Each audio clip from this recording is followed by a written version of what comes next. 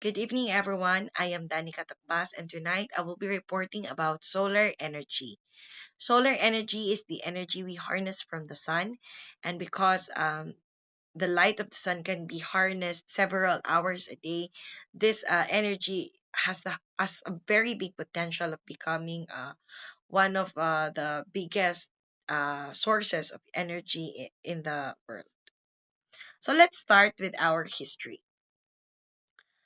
Solar energy has been existing ever since the sun was created. So as early as when the sun started giving off heat and radiating light and heat, solar energy is already available. However, this history that we would like to discuss would like to tackle when actually humans started harnessing the heat or the light from the sun in order to use it for applications that supports our living.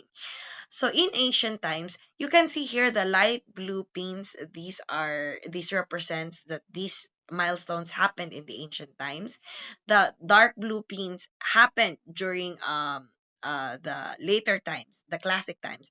And then of course the last parts happened during the modern times. So in the ancient times, the Greeks and the Chinese actually harnessed the energy from the sun and designed specific sunrooms so that it could trap the heat from the sun. These sunrooms served as the area where the Greeks and the Chinese would grow their plants, and it also served as an area to warm themselves during cold weathers.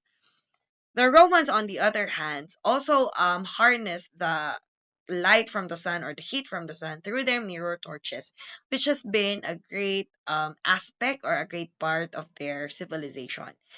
And in 1839, Mr. Alexander Edmund Becquerel discovered the photovoltaic effect. So this photovoltaic effect served as laid the groundwork foundation into the photovoltaic um, PV solar technologies that we have now. Photovoltaic effect is the process where light or photons strikes a semiconductor material. So light or photons from the sun strikes a semiconductor material, knocking electrons loose to generate an electric current or voltage. So if we realize that, so the photons or the light from the sun actually directly converts um solar energy to electricity. So that's one thing and a good clarification because later it matters when we are discussing the types of solar energy. In 1888, Mr. Alexander Stoletov built the first solar cell. But of course, this solar cell is a demonstration level solar cell. So it only validates the photovoltaic effect and builds on top of that and demonstrates how PVs can actually generate electricity. But of course, this has not been a practical prototype to be used to actually light up homes and use for bigger energy applications. In 1941, Mr. Russell All discovers the PN junction. So from discovering the photovoltaic effect, the PN junction will later also be accelerating the development of the solar energy, and it's also a very important milestone in the development of solar energy. And later on that, 1954, engineers from Bell Labs, Mr. Daryl Chapin, Mr. Calvin Fuller, and Mr. Gerald Pearson built the first practical silicon solar cell. So, going beyond the demonstration prototypes, this is actually a practical solar cell and can already be deployed and used in different electrical applications. And 4 years, just 4 years after that, um, the solar energy had been used for solar power space applications, cementing its importance in the energy field. No, so the Vanguard one uses a solar power in its expeditions. So of course, this is coupled and paired with other technologies, but it was the first solar power space application. Now, because of the limitations of the solar energy, like it's intermittent, it's not as efficient as the other energy technologies. It wasn't taken very seriously at this point. It's been like considered an alternative. It's considered an option. However, during the modern times in 1970s, during the energy crisis, where there was a lack of supply of oil and a challenging market and a challenging trade for oil and gas. Because of that energy crisis, the engineers and technologists, scientists are now spurred to have massive R&D or research and development for the solar energy. So they were researching on efficiency gains and cost reductions to make solar energy practical and applicable and feasible to compared to other energy sources. Now, because of these energy crises, solar energy has now been taken seriously by governments and by the world and the different organizations, and being not just an option but the first choice in supplying power.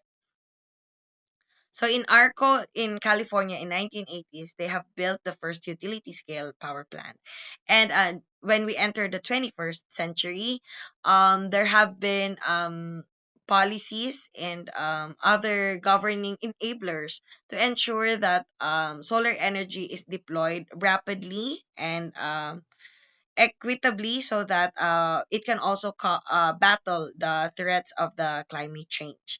And now, solar PV is actually the third largest renewable energy source around the world. So, um, as I mentioned, it's not just an option or an alternative now, but a serious technology, one of the most important ones in powering our homes and, of course, powering our future.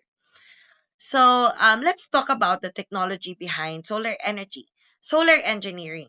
So first, we will be talking about the types of solar energy, the major types of solar energy, and this will be followed by the discussion of each type. So there are basically three major types of solar energy systems. First one is the photovoltaic systems, which we've already described based on our history. And the second one is the concentrating solar power. And the third one is the solar heating and cooling. So photovoltaic systems, these are systems that use PV panels to directly convert sunlight into electricity. This technology can be used for both small scale and large scale power generation. So in fact, photovoltaic systems can be used domestically in our own houses. It can be used for off-grid areas, not in islands and other off-the-grid areas. And of course, it can also have large scale power plants or power stations using photovoltaic systems. Concentrating solar power, on the other hand, we can actually understand its application through its name. It's concentrating solar power. Remember, in our grade school, we were taught that light disperses, no? So it's everywhere, mukalat siya. But this technology actually concentrates that dispersed light to harness its power. So CSP, or concentrating solar power, are large-scale systems that uses mirrors or lenses to concentrate solar radiation using the resulting heat to generate electricity, often by powering a turbine. So the third technology naman is solar heating and cooling. So these are systems that use solar collectors to capture solar radiation as heat, typically for heating water or air in residential or commercial buildings. So the main difference of these three solar energy technologies, no, number one, the photovoltaic solar energy system directly converts sunlight into electricity, no, through the photovoltaic effect. However, kinatong concentrating solar power, no, harnesses the heat, no, dili sunlight, but the heat from the sun, harnesses the heat from the sun to heat a certain medium like a fluid, no, which in turn generates heat para sa ato ang thermal storage or sa ato ang that will generate steam and heat for a different um power energy system. On the other hand naman sad, we have our solar heating and cooling. So kini sad siya is also indirectly converting gyapon the heat from the sun into by harnessing the heat from the sun and indirectly turning that into different kind of steamer, no, para magamit gyapon siya to generate electricity. So the last two technologies are indirectly converting the heat from the sun into electricity. So again, photovoltaic system uses photovoltaic cells in solar panels to convert sunlight or photons into direct current electricity. So its main equipment includes or its main concepts includes number one, photovoltaic effect, the process where light photons strikes a semiconductor material like silicon in solar cells and then knocks electrons loose, creating an electric current or direct current or DC. Then of course, we have inverter conversion. So kay DC man ang na-generate, dili siya magamit sa tong appliances. So this DC current travels to an inverter which converts it to a usable AC electricity for your appliances and lights. And then of course, we have energy use and storage. So the AC power runs your home, so that's energy use. Any surplus can be sent to the electrical grid or stored in batteries for nighttime or cloudy days. So photovoltaic systems, key components and concepts. So PV cells, this is the heart of the panel, typically silicon based that absorbs sunlight. Then of course our inverter, this converts our DC to AC electricity. Then we have our net metering. So mo na niya tong pasabot earlier when we discussed that if there's an excess of our solar energy generated versus the needs of our own household, we can actually send some of those energy to the grid. So net metering is a billing mechanism for excess solar power sent to the grid. And of course, our solar batteries. So solar batteries store energy for later use, increasing energy independence. All right. So now there are also types, no? Photovoltaic system is just one type of solar energy application, but there are we can even classify further, no, the types of photovoltaic systems. So we can classify it into two ways. First, classifying it by grid connection, and then second, classifying it by panel type. So by the types of photovoltaic systems by grid connection, first we have the on-grid solar system. You can see the mechanism, no, of the schematic of how it works. Then second, we have the off-grid solar system, and then lastly we have the hybrid solar system. So on-grid solar system are connected directly to the utility grid. So excess power is sent to the grid, earning credits via net metering, and you draw from the grid when needed.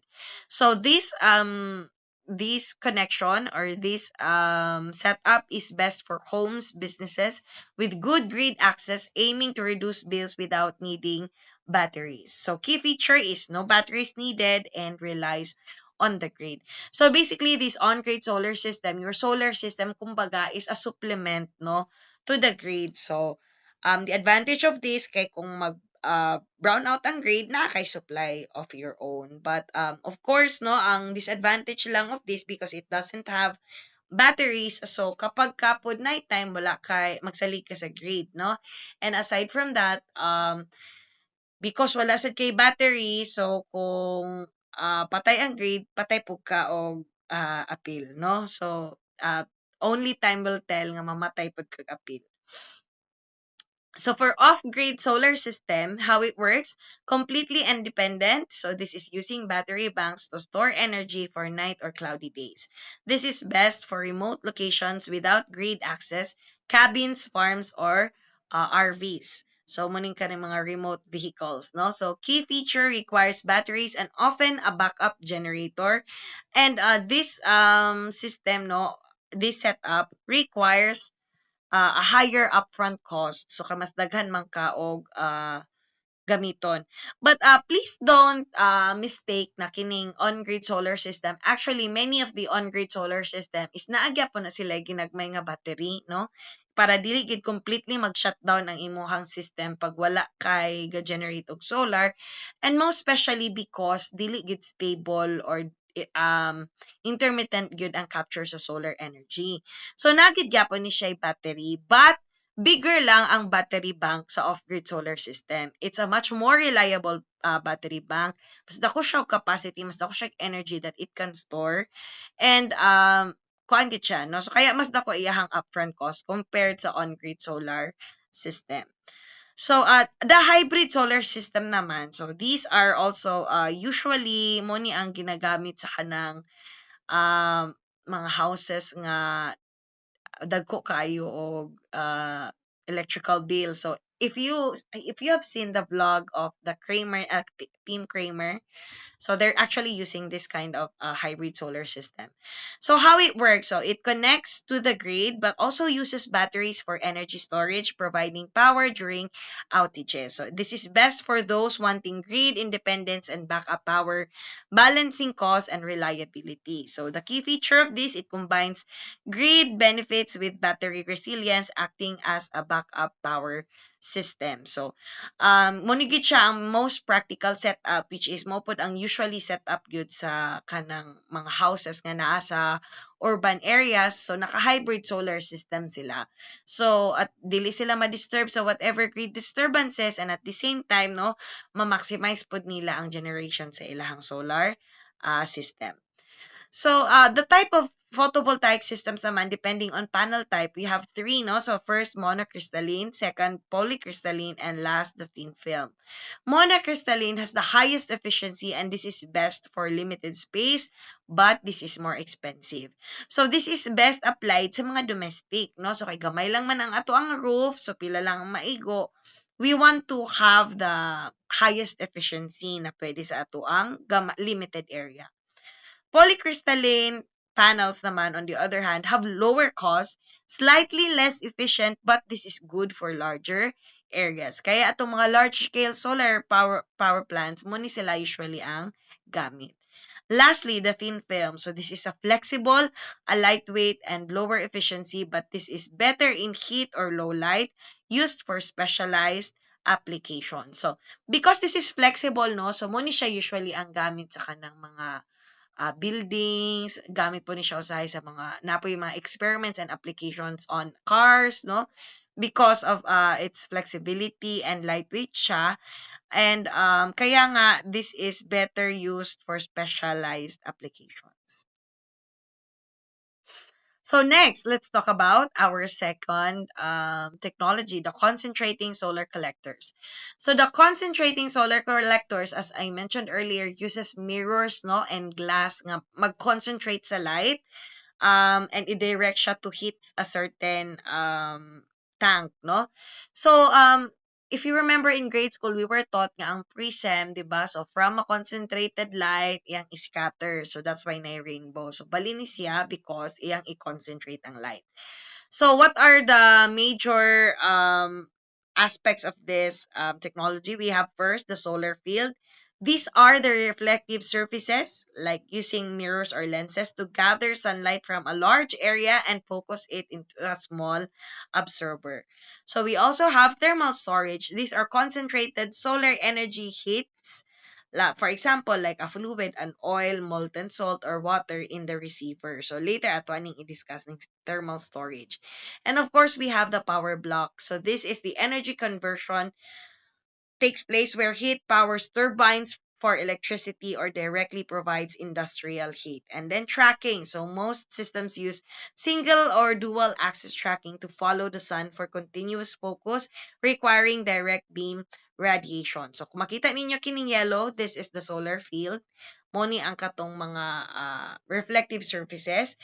Later, makita ninyo nga nung naka-curve siya, we will also discuss the different solar field types, no? And of course, the thermal storage. So this is fluid, depende sa kinahanglan sa system, no? It can be oil, molten salt, or water. So, ang kainit nga gather sa solar field, this will heat up our thermal storage tanks, no? And then from there, we will then, like thermal plants, no? we will then use a turbine, no, and a generator coupled with a generator to generate electricity.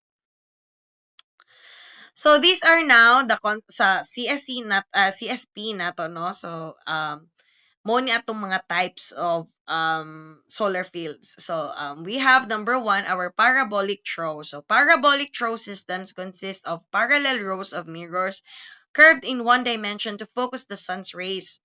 So, makita ninyo, katong example ka kanina, that was a parabolic trough, no? Stainless steel pipes, absorber tubes with selective coating serve as heat collectors. So, basically, kini, ginapainit gid niya ang ato ang absorber, no? And of course, from that absorber, naapod tay mga stainless steel pipes, absorber tubes with selective coating, nga mo po'y mag-absorb sa kato siya nga heat, no? Para ma-channel siya padulong sa ato ang mga thermal storage. Second, we have the LFR or the linear Fresnel reflector. The linear Fresnel reflector approximates the parabolic shape of trough system, but using long rows of curved mirrors to reflect the sun's rays into a downward facing linear fixed receiver. So kung makita nato from the sun, no, iyang gibanda sa, no, gibanda sa niya, tapos ay dayon magpadulong sa ato ang downward facing linear fixed receiver. So on the other hand, we have tower systems or central receptor. So this is the most used sa US, no? So these the key systems, difference they is the consist in a energy field of output. heliostats that solar follow the sun's photovoltaic position PV at any systems, moment, panel converts sunlight directly into energy towards a using the focus photovoltaic in the top of a tower, powering so homes or the order of grid, while concentration is solar from 200 thermal to 1,000 systems and capture unitary sunlight's powers heat from 10 warm to water or air for megawatts. heating So kaya purposes popular siya using tubes with fluid. So PV is for electrical needs like lights, appliances, while thermal is for the thermal needs like showers or hot and cold showers, no? Space heating and space cooling and other things. So with thermal systems being much more efficient at capturing heat up to 70% than PV is at generating electricity just around 15 to 20%. So different technologies good are best used for different applications and we cannot substitute one for the other. Kaya these multiple technologies exist, no?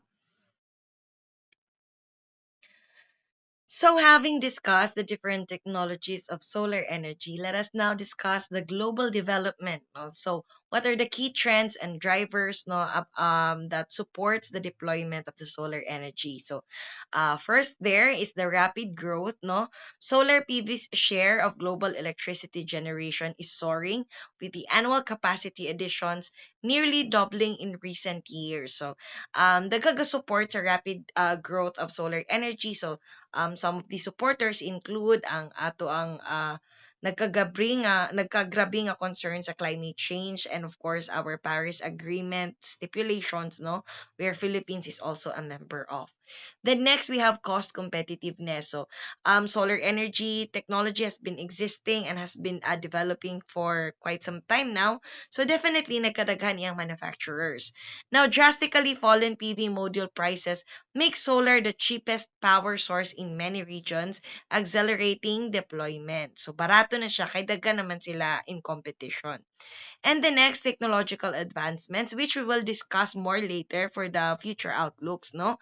But initially, bifacial panels capture more energy. So more technologies are being developed pagyod to make solar energy more efficient, and innovations in storage and tracking, no? Tracking of sunlight boost performance. And of course, lastly, we have policy and investment, strong government backing, and international finance support renewable energy targets like as I mentioned the Paris Agreement. And this is also no the amazing statistics that we would like to look at when discussing solar energy. So as of 2024, according to IRENA or the International Renewable Energy National Agency, so the photovoltaic global installed capacity has now reached to 1,865 gigawatts. Now, on the other hand, the concentrating solar power global installed capacity has reached to 6.9 gigawatts. And you can see there, no, sa ato ang graph that Indeed, every year gyud no makita gid nato ang pag-increase sa installed capacity sa ato ang solar on both solar photovoltaic and concentrated solar power. Now, in terms naman sa kanang mga countries, which countries have installed the most amount of capacity? So it's not surprisingly China, no? So China is also later you will find out the largest manufacturer of solar PVs. So undoubtedly, it only follows that they are also the country with the most installed solar capacity. So as of 2024, they have an installed capacity of 887,930 megawatts, no? That is followed by USA, pero we can see that China's capacity is 8 times that of USA. Then USA is closely followed by India, and then Japan, and then Germany. So in the Philippine landscape naman, so here in our country, our beloved country, of course, solar has also been a booming industry, no? But in 2023, according to the DOE Power Statistics, so in 2023, we already reached 1,653 megawatt of solar installed gross capacity.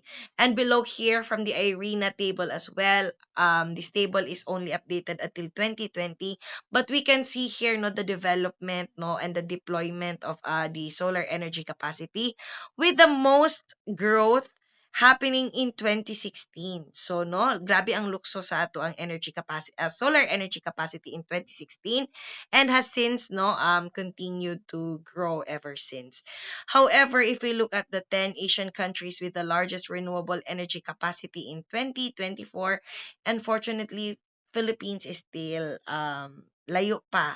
So it's also quite sad to know that Philippines is one of the lowest countries in terms of energy transition index.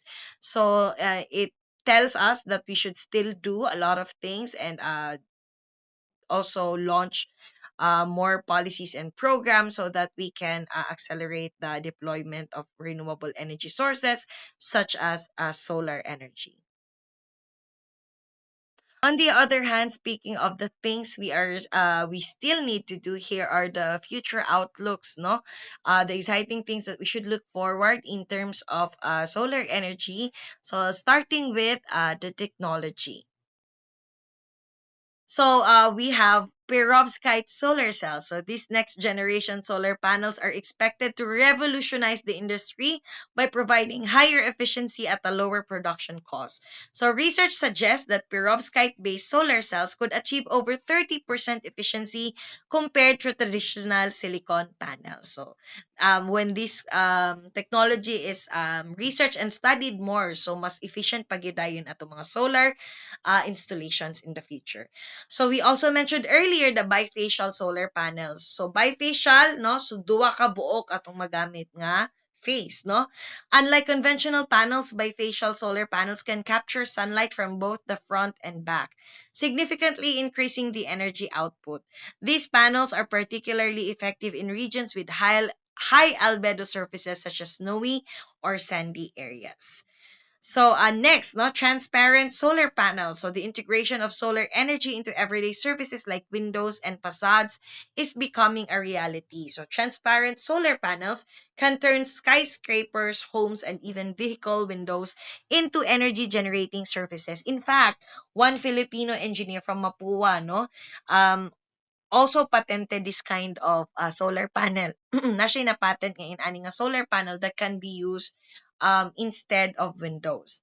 So next, solar paint and coatings. This is very interesting. Researchers are developing solar paint that contains photovoltaic materials, allowing buildings to generate electricity from their exterior. So not just from glass, even from paint and gikan mismo sa dingding, no?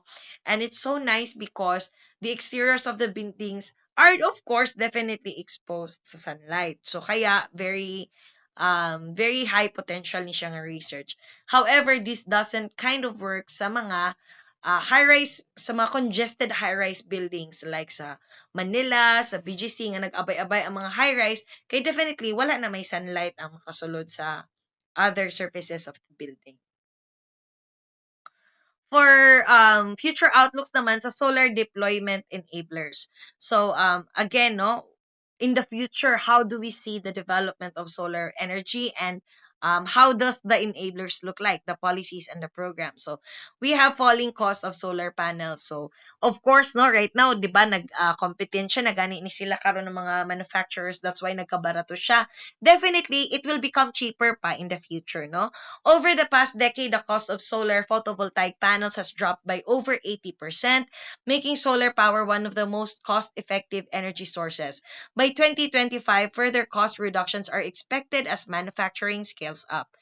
China is still the leading provider of photovoltaic cells, no? So the undisputed leader controlling most of the supply chain, from polysilicon to modules, driven by massive investment and economies of scale. Vietnam and Malaysia are also significant producers, benefiting from their proximity to China and foreign investment. So na yung mga mga kulang sa na yung mga kulang nga demand mabukat ni Vietnam and Malaysia, because they're also partners with mga neighboring mga Chinese manufacturers. India and South Korea are rapidly expanding their capabilities, with India focused on self-sufficiency and South Korea on high-efficiency technology. Japan and Taiwan are also strong in quality, innovation, and specialized components of solar energy installations. For government incentives and policies, many governments are offering financial incentives such as tax credits, feed-in tariffs, and grants to encourage the shift to solar energy. The U.S. Inflation Reduction Act, IRA, for example, has extended tax credits for solar panel installations until 2032. So, makita nato no nga na sila yung mga although naatay feed-in tariffs na sa Philippines, pero daghan pa ni sila og mga tax credits, naa pa ni sila yung mga carbon taxes, no, nga makita nato. So these are policies that will help unta Philippines, no, convert to a more greener in energy infrastructure. However, no, our government naman sad is actively doing its part, no, in order to install these policy incentives and enablers para mas ma-convert pa gid nato ato ang grid and our energy supply to a greener one. Then lastly, growing interest from corporations and industries. Large corporations such as Apple, Google, and Amazon have committed to 100% renewable energy, heavily investing in solar power to meet sustainability goals. So before I end my presentation, thank you so much for listening to my report on solar energy, and I hope that through our discussions, we were able to discuss, no, the different enablers of solar energy, and how policy affects the deployment of this very important renewable energy source.